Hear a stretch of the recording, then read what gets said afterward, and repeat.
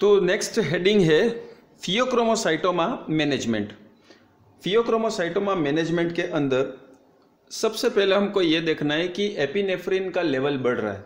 तो एपिनेफ्रिन का लेवल क्यों बढ़ रहा है? एड्रिनल मेड्यूला के ट्यूमर फॉर्मेशन के कारण। क्लियर। अब एपिनेफ्रिन का फंक्शन क्या है? बॉडी के अंदर एपिनेफ्रिन एक्स्ट्रा फंक्शन कर रहा है। ठीक है, एपिनेफ्रिन, नॉर एपिनेफ्रिन, ये बॉडी के अंदर, ब्लड के अंदर इनका लेवल एक्स्ट्रा हो गया है। ये अपना फंक्शन एक्स्ट्रा कर रहे हैं। और ये फंक्शन किस पर करते हैं? बीटा एड्रिनर्जिक ब्लॉकर पर करते हैं। और बीटा, ठीक है, beta alpha 1 adrenergic blocker, beta adrenergic blocker, इन एड्रिनर्जिक ब्लॉकर पर ये अपना फंक्शन करते हैं। कौन? एड्रिनलिन। क्लियर। एड्रिनलिन फंक्शन करता है एड्रिनर्जिक ब्लॉकर पे।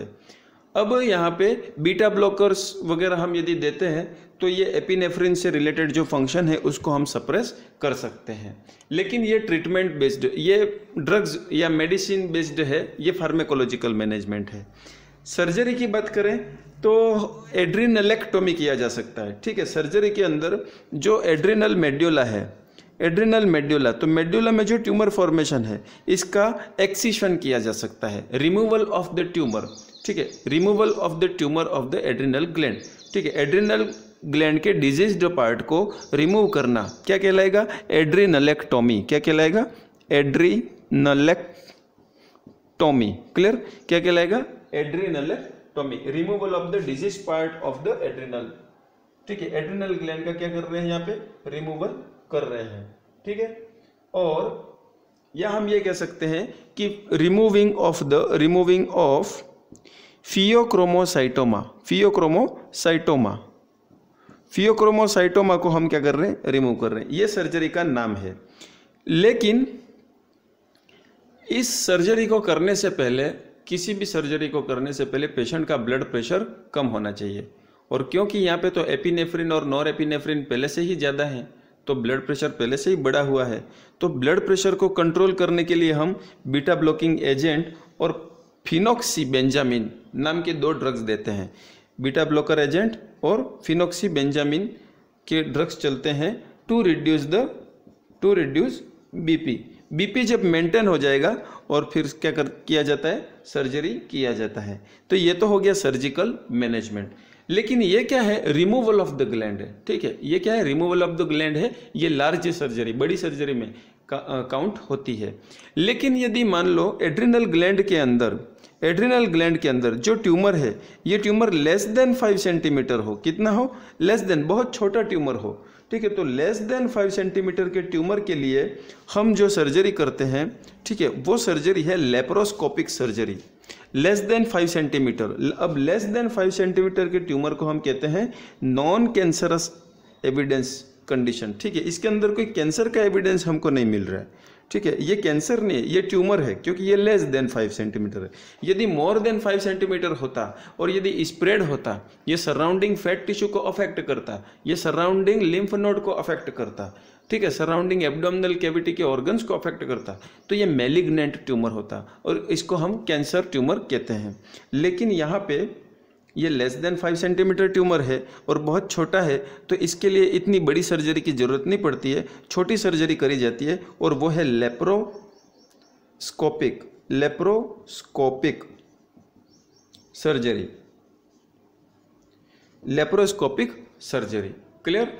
अब लेप्रोस्कोपिक सर्जरी का मैं एक डायग्राम के थ्रू बताना चाहूँगा कि सपोज करो ये स्किन सरफेस है और यहाँ से एक ट्यूब लाइक इंस्ट्रूमेंट, ठीक है, इंसिजन किया जाता है 1, 2, ठीक है, जिसके अंदर सर्जिकल इंस्ट्रूमेंट कनेक्टेड रहते हैं। सीजर हो सकती है, कैमरा हो सकता है, ठीक है, और इसमें 1, 2 मीन्स आप ये कह सकते हो कि जो इंसिजन लगते हैं वो 1 इंच से, है ना, या 1 इंच तक के इसके अंदर इंसिजन लगते हैं। 1 इंच से 2 इंच तक के इंसिजन, छोटे छोटे इंसिजन लगते हैं और उसके अंदर ट्यूब जैसे लेप्रोस्कोपिक इंस्ट्रूमेंट इंसर्ट किए जाते हैं। और ये लेप्रोस्कोपिक इंस्ट्रूमेंट या टेलीस्कोप भी हो सकता है, ठीक है, टेलीस्कोप अंदर डाला इंस्ट्रूमेंट के अंदर इंसिजन डाल के, और ये सर्जरी अंदर हो कि जब ये इंस्ट्रूमेंट बाहर निकल जाएंगे और यहाँ पे क्या लगा दिया जाएंगे, स्टिच लगा दिया जाएंगे, तो यहाँ पे क्या होता है, इंसिजन रहता है वो बहुत छोटा रहता है।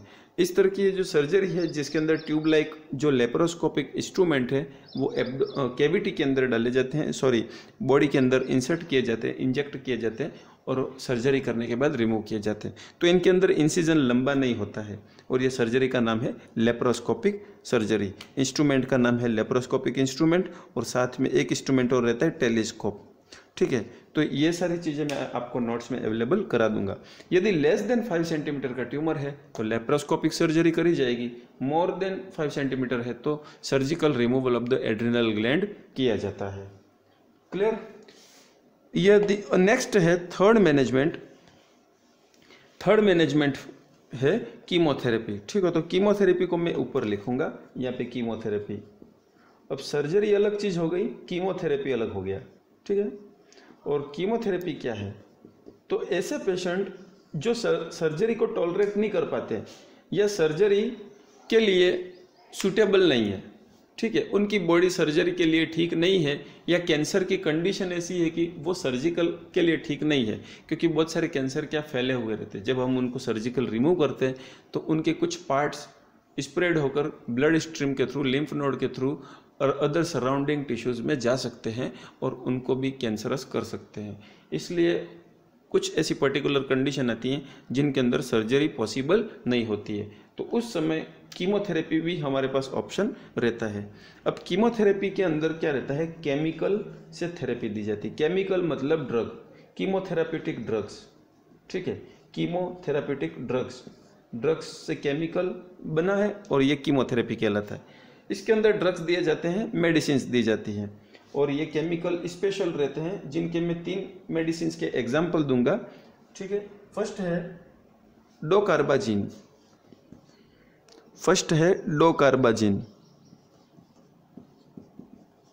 अब ये क्या करते हैं बता रहा हूं।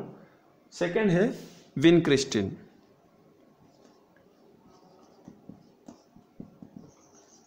और थर्ड है साइक्लोफॉस्फेमाइड।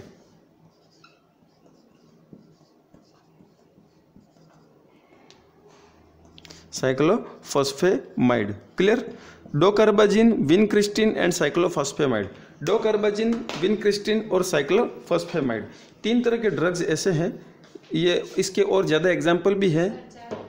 हम अपने समय को देखते हुए और टॉपिक को देखते हुए बस 3 ड्रग ही याद रखेंगे, डोकार्बाजिन, विनक्रिस्टिन और साइक्लोफॉस्फेमाइड। ये 3 इंपॉर्टेंट एजेंट समझ सकते हो आप, क्योंकि मोस्ट कॉमनली यूज़ किए जाते हैं। और ये जब बॉडी के अंदर इंजेक्ट किए जाते हैं, यूजुअली ये इंट्रावीनसली ही दिए जाते हैं कीमोथेरेप्यूटिक एजेंट। ठीक है, इंट्रावीनसली इंजेक्ट किए जाते हैं और ये कैंसर पर क्या करेंगे, अटैक करेंगे और कैंसर सेल को क्या करेंगे, डिस्ट्रॉय करेंगे। डिस्ट्रॉय कैंसर सेल, क्या करेंगे ये, डिस्ट्रॉय कैंसर सेल। ठीक है, कैंसर सेल की ग्रोथ को डिस्ट्रॉय करने का काम ये करते हैं। तो इनको एंटी कैंसर ड्रग्स या कीमोथेरेप्यूटिक ड्रग्स कहा जाता है। और जब हम कैंसर का यूनिट लेंगे तो उसके अंदर ये कीमोथेरेपी हम डिटेल में पढ़ेंगे।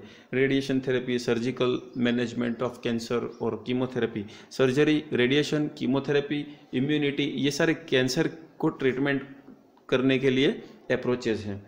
तो फर्स्ट हमने बड़ी सर्जरीज देखी, लार्ज सर्जरी जिसका नाम है एड्रिनलेक्टोमी। सेकंड हमने लेप्रोस्कोपिक एड्रिनलेक्टोमी देखा या लेप्रोस्कोपिक फियोक्रोमोसाइटोमा का रिमूवल देखा।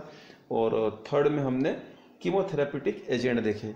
तो इस तरह से ये आपका क्या हो गया, फार्माकोलॉजिकल मैनेजमेंट, सर्जिकल मैनेजमेंट सारा इसमें इंक्लूड हो गया है। और उम्मीद है कि सबको अच्छा पसंद आ रहा होगा, समझ में आ रहा होगा। यदि आपको कोई भी डाउट हो तो आप डायरेक्ट इस नंबर पे कांटेक्ट कर सकते हैं 9784601744 और आपका सॉल्यूशन आपको मिल जाएगा। क्लियर। आप कमेंट बॉक्स में ना लिखें और व्हाट्सएप ग्रुप के अंदर भी ना लिखें। टेक्स्ट मैसेज देखने की हैबिट नहीं है मेरी और वो समय नहीं निकाल पाता हूँ इसके लिए। तो आप डायरेक्टली मुझे फ़ोन कीजिए, आपको डिटेल में इसका एक्सप्लेनेशन मिल जाएगा। कम समय के अंदर ज़्यादा नॉलेज के लिए ही हम फ़ोन को पहले प्रेफर करते हैं। Thank you very much.